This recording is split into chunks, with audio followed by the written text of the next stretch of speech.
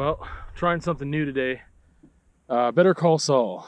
So over here, Coal Banks Trail, like the shale path, is over there. Just coming off of Sneck's Fang here. So you start off on something called Technical Hill, which I also have never done, but apparently that's this, and that is going to go left, and then Better Call Saul is going to go right. So hopefully I can stay on track. I won't really find out until after the ride is done because I'm not going to stop and check trail forks every couple seconds. So it's a blue, but there's no information on it, so I don't really know what to expect. So stay tuned and we'll talk after. Let's get it.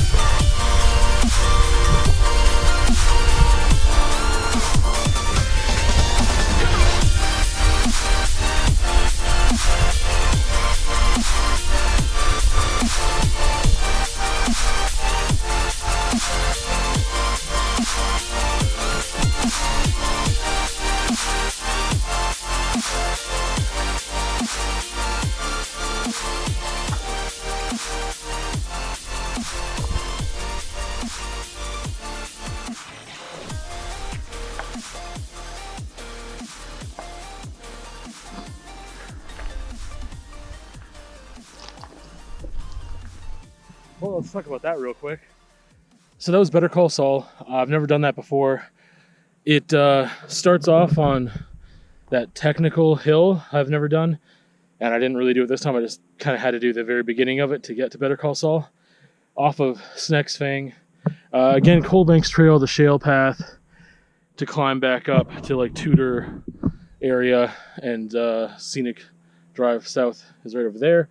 This is Topside Grind, the very end of it, where Better Call Saul dumps you out on. So it was really short. As far as descents go, I would say if you want to do some climbing with your descent, then Better Call Saul is the place for you. The climbs weren't bad, but it's just like if you're going to do a descent, I think you could do a much more fun descent.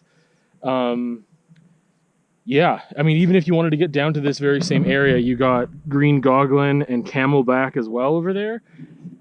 Duncan's Ride, if you want to do a longer ride. Anyway, there's a lot of other ways you could take to get down to this area, is what I'm trying to say, that are less climbing, more fun. So I don't think I'll ride it again. Maybe I will. It's not that bad. Maybe I'll ride it again just when I'm not riding in the morning and the sun's behind me, because I hate shadows. I hate my shadow being in the video because it really distracts from the trail, but I'm going to put this one up and then replace it if I do it again. As for things to look out for, there wasn't really a lot. It was a little bumpy. You know, make sure that you're choosing the right line, because at first I didn't. And then I didn't want to hop out of it until I felt it was safer to do so. And I could have kind of been more flowy on a more established line that I saw, but I saw it just a second too late.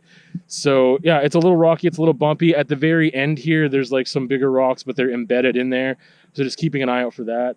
I would say just, yeah, use caution. It's not steep enough that like, if you're a beginner, you couldn't go slow on it. Like I think, I'm not 100% sure why this trail is blue, but I also agree with it being blue, but a very light blue. Maybe it's because of the climbs and it's a little bit rocky. But again, it's not that steep. So use your brakes and you can dismount whenever you want. It's not like it's so steep you're like, oh man, I can't even get off my bike, because I've had that happen and that's a scary feeling and that's not fun.